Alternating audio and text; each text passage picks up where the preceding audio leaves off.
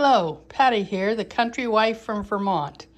Today I'm going to do a little project. It's not a tutorial per se, but it's kind of how I do things. I want to make some cards. So the first thing I need to do is make some envelopes. I like to have the envelopes ready before the cards. So here's my tools. I have paper. I love these big paper things. You can see I just barely got it. I failed to open the paper, and I don't have very much fingernails to get it open with. Okay. Now let me go over here and get, of course I don't have anything really handy, so I'll just use this big knife. Let's see if I can. Okay, there's one.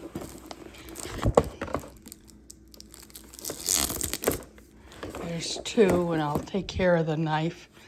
Hopefully not showing you the pig pen here in the kitchen today, though it has been worse, lots worse. Okay, so here we go. So I'm going to take out a sheet of paper. Now I like pretty paper to send as envelopes. So the first thing I'm going to do is cut the paper. I love this fabulous Carl. It's a 12-inch, 12 or is, no, it's 15-inch paper cutter. And you open that thing up. I push that out of the way. And to make this size of envelope, I need an 8x8. So I could have gotten an 8x8, an 8-inch wide. Oh, I'm not showing you this very well, am I? So to hold this down so the paper doesn't move, you press that, and then. I'm not very good at this showing you, but anyway, making a good video is not my thing, even though I'd like it to be. Okay, so there's the first thing. Then I'll set aside these pieces of paper because I will use them for something else. And I like to turn this, whoops, before I do that, I need to put in this handy little thing. This is a Martha Stewart thing that I got many years ago, probably, I don't know, 20 years ago, maybe not 20, but close. So you have this tells you how to make your card, your envelope. And since I'm going to make an A2, so you can see that I need to have the paper 8.5 by 8.5. The A score line is at 3 inches, and the B score lines are at 3.3 5/8 inch seams. Well, I'm not talking sewing right now, but okay, so here we are. So I'm going to do that. I do the 3-inch, then I flip it this direction, and I do a 3 5/8. Go back over here and do another 3-inch, and 3 5/8. And you try very hard not to press too hard, or it's going to put a hole in your paper. So now I like to go through and I do the two sides first. I fold them on the score lines.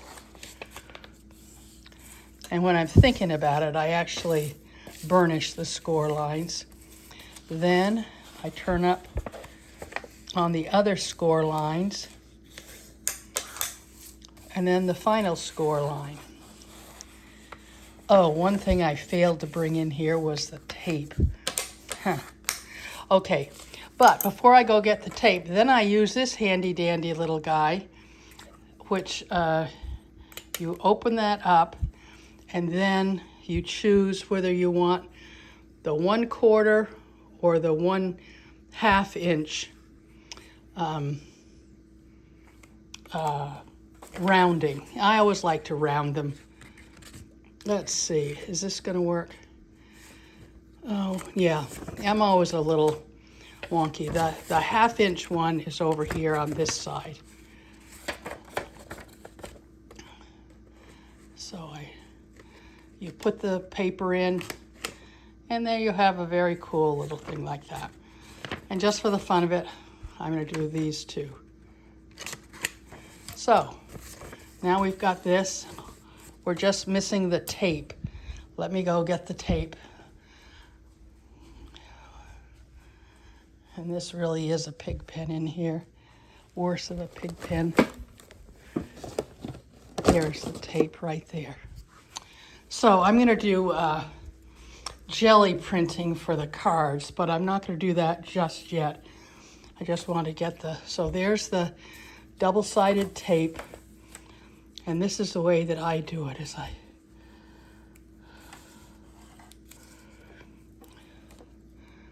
so I put it along the edge there, pull it off.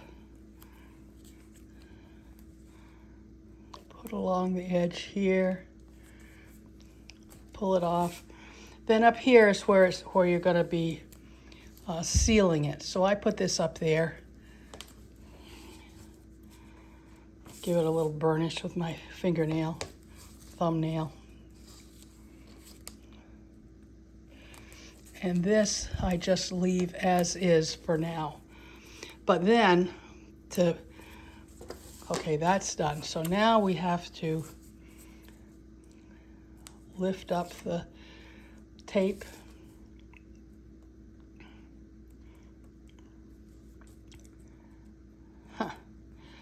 I just cut my fingernails, wouldn't you know?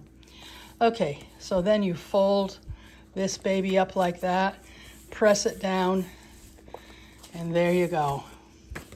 You have a beautiful envelope to send a card or something to your friend. So that's it for the envelope. And you can see, as I mentioned, be careful when you're scoring, because you can you can cut through the paper. So that's it for this. I'll be back with a card and the jelly printing soon. I take it back. Here I am again. I just noticed on the little crib sheet here that you can make a number 10 envelope, something that I'd love to do. It wants you to have a 10 3/4 inch square, and I don't know how that's going to work because I'll see if I can do it. And it says the first one is 2 7/8. 2 there. There we go. 2 7/8. Whoops. It's easy to go off track. And the other one is 5 1/4. 5 1/4. That's where that slot is. Whoops, I keep going out of it. You have to be careful. Of course, I can't see. Okay, that was 2 7/8.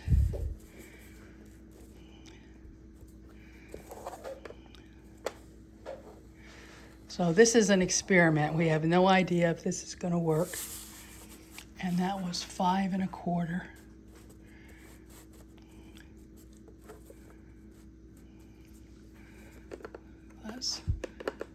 Is that 5 1/4? No, this is 5 1/4 here. Okay, we'll put that away. And then we'll try the folding it on the line, burnishing it.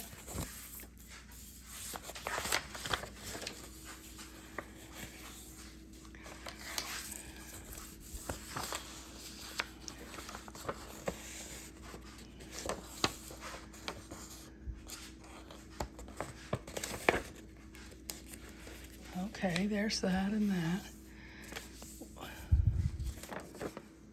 Huh. Okay, that obviously is a bit of an issue. We'll have to, I'll just fold that down for now. We're just trying to see if we can do it. This is kind of a, as I said, an experiment. There's that. There's that.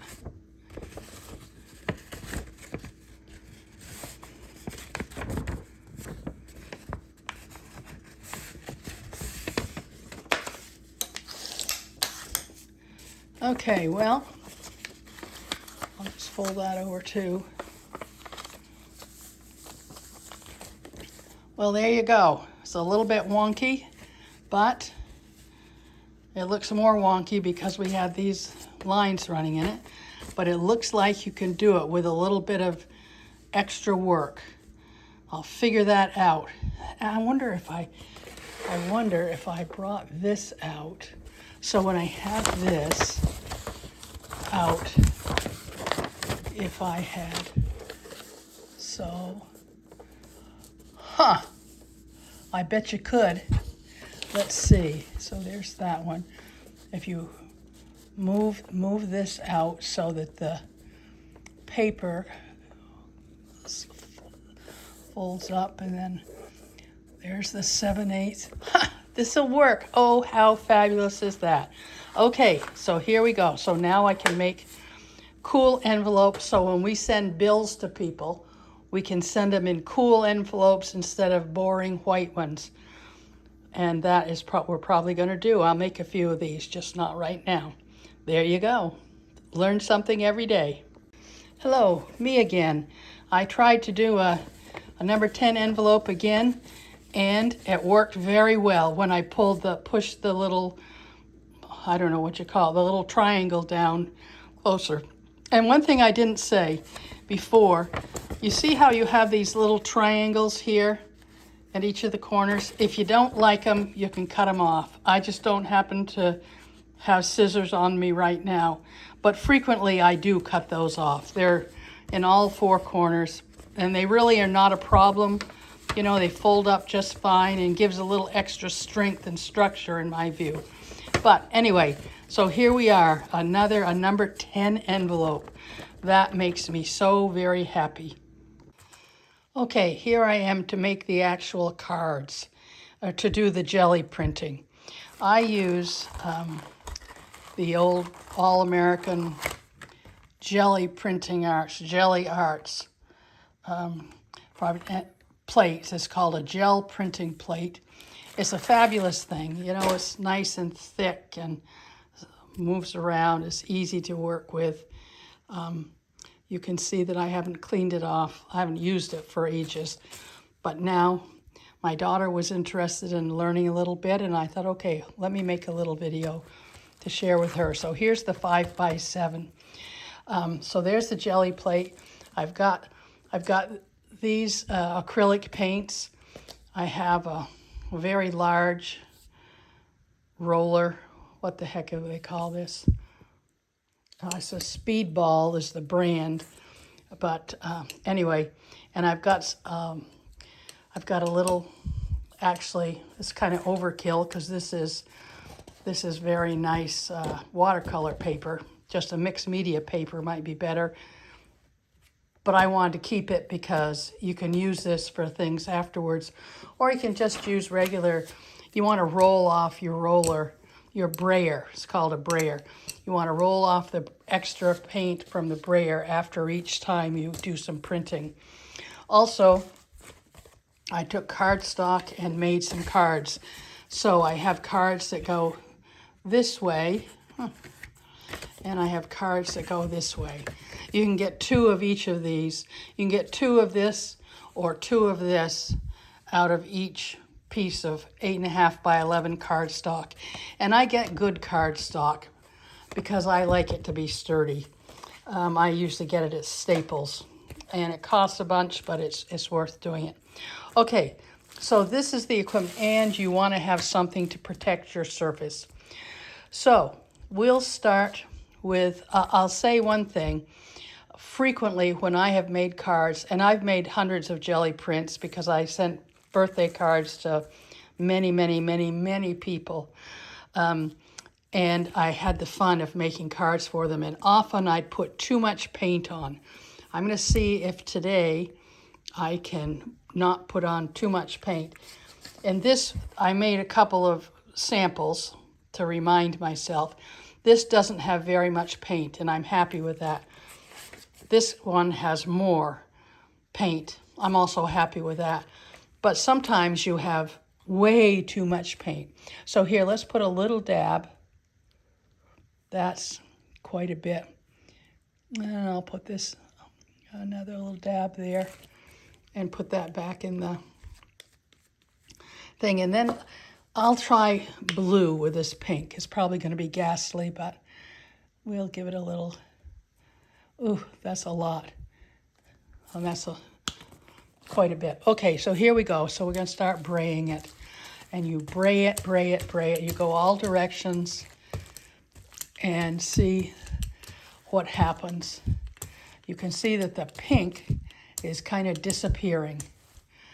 But I don't care. This is just a bunch of color on paper. Then you take your, oh, I forgot to tell you, sometimes I use actual cardstock, and other times this is regular copy paper, 22-pound copy paper. I don't like anything less than that for anything, because I don't like it. But anyway, so you use the flat of your hand to make the paint transfer to your paper. And then you transfer, pull it off. And this is what we get. And you let it dry for a little while, then we're going to cut it. Okay, here's another one. I'm going to try, this is alizarin crimson, which I love alizarin crimson. As much as anything, I love it for the name. Alizarin, isn't that the coolest name? And I'll use some more of this blue. Not much blue. This is Prussian blue.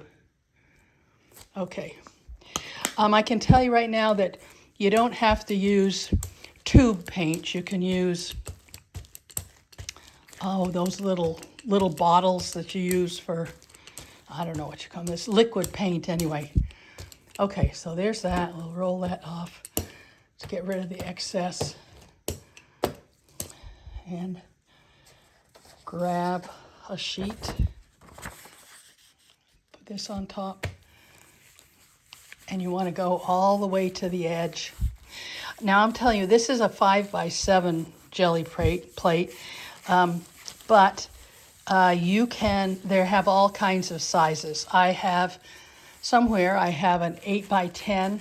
I had maybe even a 12x12 at one point, and little 3x3s and little circles and various things. But I gave a lot of the stuff away to some people. Okay, so there you go. Now I kind of like that. That's nice. Notice how you get these little strange things. So now that this is done, I'm going to take this one. Well, I'll take them both. It dries pretty fast. Actually, that's already dry. So I'm going to come over here and I cut off all the margins. Usually I cut off all the margins. So you can see that I cut off the margins. Anywhere that's white, I cut it off because I think it looks best not to have, since I'm using white cardstock for the cards, we don't need to have a white margin. Okay, so now I'm going to check here and see what the size is. Okay, so this is 6 3/4 inches long. So that means that I could cut it at 3/4, 6 3/8. I'll cut it at 3 3/8. So here's 3 and there's 3/8. So because I'm making 2 cards at once, and I cut that baby off. So there's my 2 cards, and then I'll take them with a double-sided tape. I'll put them there, but I'll probably sometimes I leave it the the corners square like that, and sometimes I round the corners. Just depends on my mood. But let me cut this other one because we're right here. There's one. And you'll find that often your margins will be different because of, I don't know why, but the way you do it, and it's perfectly fine. Okay, so now let's see how, so this one is just under 7 inches. 6, well, it's about the same. So I'm gonna go, that was, what was that, 3 3/8? 3 3/8. All right, now let's see. What did I do with those guys? Oh yeah, here they are. Okay, so here we've got these, and I'll show you if I have that tape still here, which I probably do. Okay, so here's, since we have a new great-grandbaby, I want to send a card. Plus, I want to send a card to the grandfather. See that? Isn't that the coolest thing? Huh, that wasn't very good. Okay, that's rounded. That's rounded. Okay, so now I'm going to move this out of the way, and I'll take this one. See, that looks kind of cool, doesn't it, with a rounded edge? And frequently I put 3 strips of tape on the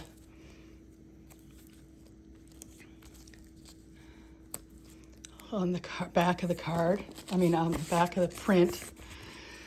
Now this is always, because this paper is, you know, thin, sometimes it's hard to get the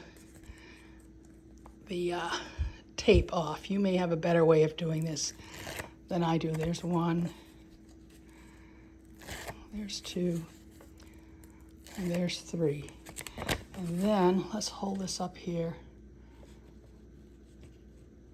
Okay, you can be very particular and careful when you do it, but some of us are not always that careful. You can have more, you can put more glue tape on the back. But anyway, there we have a card and an envelope to send to the new grandpa, because it was his birthday on the weekend. So I'll send that, and I'll probably be making more because these are so much fun. I think you got it. And then I'll do another, I'll put one of these print square on this card. So that looks pretty good. So I'll get some more tape, and I'll have a new, I'll put this on here, and I'll send this to the parents of the new great-grandbaby. But of course I have to make another envelope, but that will be just fine because I sure like doing that. So there we go. Let's pull this off. 1, 2. The first 2 went easy. Come on, you. Okay, and then here's this one.